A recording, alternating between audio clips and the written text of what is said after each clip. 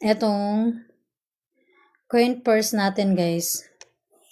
So, ayan, dalawa yung zipper niya, guys, ha. Kulay blue yung pinili ko. Ayan, dalawang zipper to. So, ang ginagawa ko dito, guys, is ditong sa baba, ito yung ginagawa ko sa mga coins. And for dito sa, is yung mga bills. Yan. So, ganito siya, guys. Make it closer. Matibay yung quality ng zipper niya. Yan. Kapit na kapit yan, guys, ha. And meron din siya nito. Pwede rin siya nito. Cute lang ng hawakan niya. I think 4 fingers only. Yan. So, compact lang yung size niya, guys, ha. Ideal dimension for 4.5 by 3.5 inches to fit for ATM and credit cards. So, if may mga ATMs or credit cards kayo, pwede nyo siyang ilagay dito sa pangalawa or dito sa ibabaw kasi kasyang-kasya yung mga ATMs nyo dito or credit cards. Ayan. So, dual yung zipper design niya, guys, ha.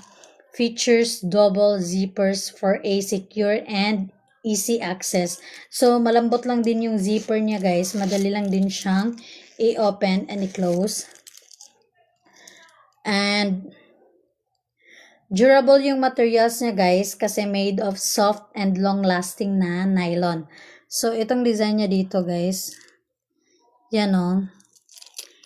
Ganito siya yung design niya. Blue yung kulay na sa akin, guys. Siguro mas maganda yung itim para hindi madaling madumihan. Ayan. Fashionable yung style niya. So, combined style with great convenience for everyday use. So, organized din yung storage natin dito, guys, ha. So, nagkikip siya ng coins, money, and cards neatly and organized. So, if maglalagay ka ng pera dito, guys, pwede siya sa bills, pwede rin siya sa coins, pwede rin siya sa mga credit cards natin.